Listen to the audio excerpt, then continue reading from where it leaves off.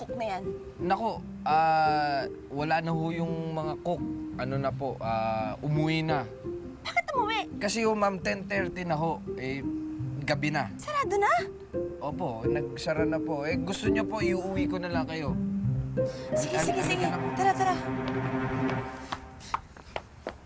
Hindi nakakatawa yun na munti kang mapahamak si Sir Simon, ha? Hoy, ano sabi mong hindi nakakatawa? Ikaw nga, sabi mo mukhang syoko yung amo mong yun, yung magayong uso niya eh. Buti nga nangyari sa kanya yun, no? Araw na magtanda naman yung si Sir Simon. Tigil na si Manggab. At least ngayon, nakakadiskarte ka na sa kanya, di ba kay Rocky? Hindi rin. Hindi naman susuko yun si si Simon dahil lang namaga yung labi niya. Ibig sabihin, titigil lang siya doon sa ginagawa niya. Magang-maga, as in mukha siyang goldfish. Talaga? Kawawa naman pala si Sir Simon, no? Buti na lang, labi lang yung namaga. Imagine mo kung buong mukha niya yung namaga, di nagmukha na siyang pugita. Alam niyo, kung hindi niyo ako sinulsulan, ha? Hindi naman mangyayari yun, eh. Ano? Pakana ng mga ito? Yung ginawa mo kagabi? Ay, Polo. Pakana nila yun.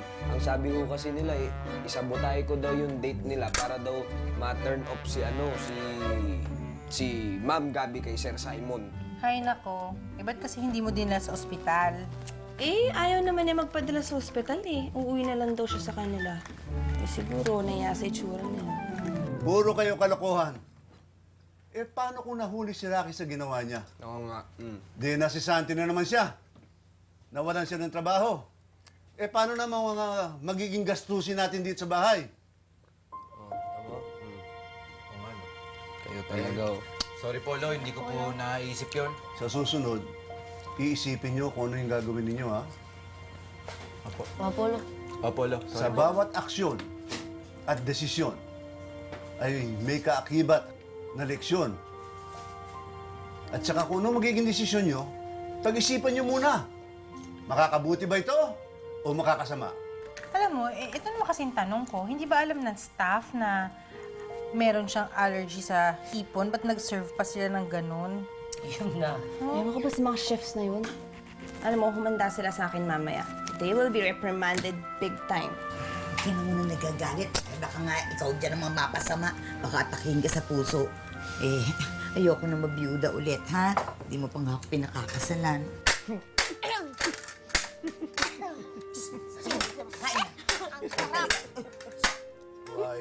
White. Sa'yo drama. Hindi ako nagagalit. Pinapangaralan ko lang itong mga batang ito. Knock. Excuse me, Miss Gabi. Hi, Jim Rod. Nag-enjoy ka ba sa date natin kagabi? Date? Kaya, Tabs, hindi naman tayo nag-date kagabi. Ano ka ba? Sa panaginip ko, nag-date tayo. Kinilig nga ako sa pagka-gentleman mo. Ganon? Ang utak mo parang may sabaw na. Alam mo, Lo, hindi ko nga ako maintindihan talaga eh. Hindi ako sigurado, ha? Pero hindi ko alam kung bakit ganito ho yung nararamdaman ko. Sa tanang buhay ko, ngayon lang ako nakaramdam ng ganito para sa isang babae. Kasi nga, Kuya Rocky, gusto mo si Ma'am Gabi. Bakit naman sa lahat-lahat pa ng babaeng magugustuhan ko, bakit si Ma'am Gabi pa? Ito isipin nyo, unang-una, amo ko siya.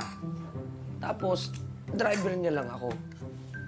Pangalawa, langit siya, lupa naman ako. At pangatlo, ayaw na ayaw kong magkaroon ng syota na isang prinsesa na ubod ng taray at ubod ng sungit. Ganyan talaga ang nagmamahal. Ganyan ang pag-ibig. Bula. Kahit anong sama pa ng taong yon, pag mahal mo, mahal mo. Ika nga sa Ingles, love is blind. Hoy, bakulaw, ano kailangan mo? Auring, bakit yung nakikita mo o kinikilig ka? Inuunahan lang kita. Si Miss Gabi ang kailangan ko makausap. Jim Rod, what can we do for you? Miss Gabi, tinatatawag po kayo ni Senyora Maxi sa kwarto ng iyong papa. Bakit? Ano nangyari kay Papa? Aling White, love, ako nga, hindi ko nga sigurado kung love ko siya. Rocky, dapat sigurado ka sa sarili mo. Mahal mo ba siya o hindi? Hindi ako sigurado.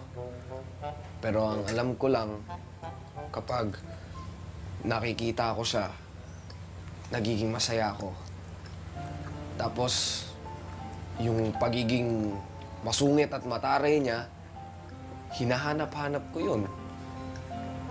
Tapos kapag pinupuri naman niya yung mga kilos ko, aba kinikilig ako.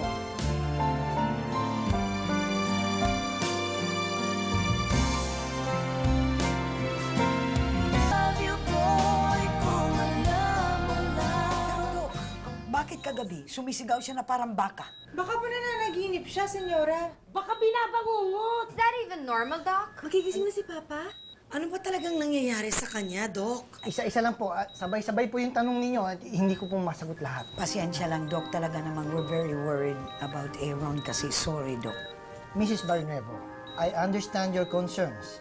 But at this point, we still don't know what is certain.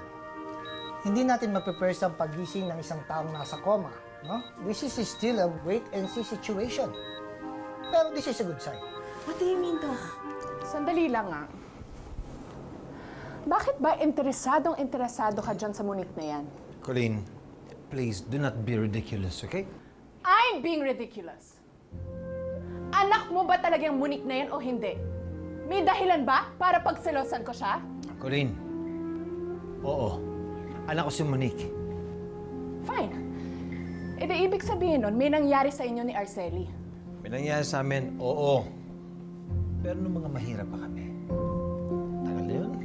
Yung paggalaw ng mata niya, yung pagsigaw niya, maaaring senyalis ito na bumabalik ng unti-unti yung consciousness ni Aaron. Talaga, Doc? I said, maybe. O bakit kinalungkot? No? At least, it's a maybe. Diba? Ang problema kung lumalala siya. Well, things are looking up. Thank you, Doc. So, ano nangyari? Ba't kayo nag-break? Wala, things just didn't work out. Ang gusto ko talaga malaman, sino nakipaghiwalay? Siya o ikaw? Dahil mo naman tanong. Kain tayo. Gusto ko lang malaman kung may feelings ka pa kay Arceli. Malapit na magising ang Tito Aaron mo at hindi ko pa rin siya napapatay. I know, Mom. We have to act quick. Bakit? Sa tingin mo ba wala akong ginagawa? Araw-araw na ginawa ng Diyos, pumapasok ako sa kwarto niya para tangkaing patayin siya. Pero palaging napupurnada. Alam mo, Colleen, ginagawa ko lang to para mapasa akin ng mga ari-arian ng mga Barnuevo. Pero bakit?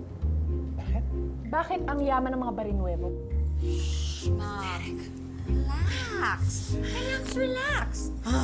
Okay, baka mamaya ma-high blood ka niyan. How can you expect me to relax? Ayan na!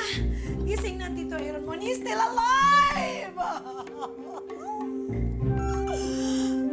Tapos, bukod pa dun, pinipressure mo pa ako to act fast?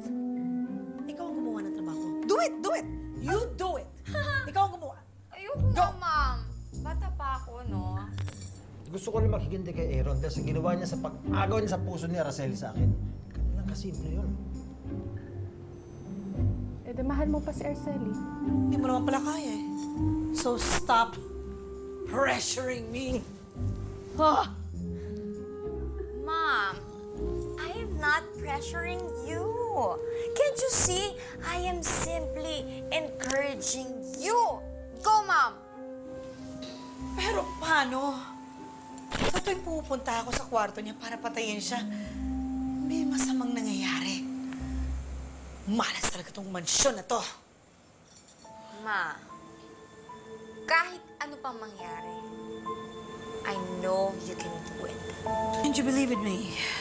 Uh-huh. Relax. But of course, there are so many ways to skin a cat.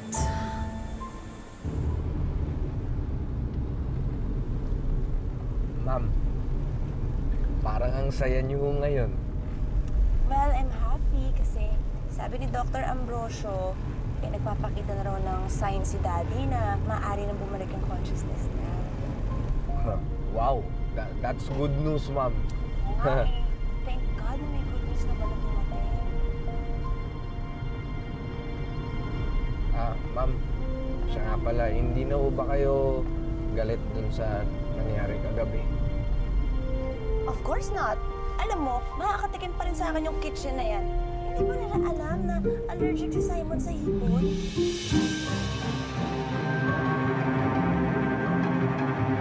Susunod sa My Driver, Sweet Lover. Ano ba nangyari sa inyo ni Simon kagabi? He treated me like a princess. Kailangan natin bumalik sa totoong mundo. Alam mo, Bea, meron akong nagugustuhang babae. Maganda siya. Tapos, kung umasta siya, para siyang prinsesa. Kaya lang, hindi niya ako napapansin. Ma-realize kaya ni Rocky na nakita na niya ang dati niyang kaibigan? Rocky,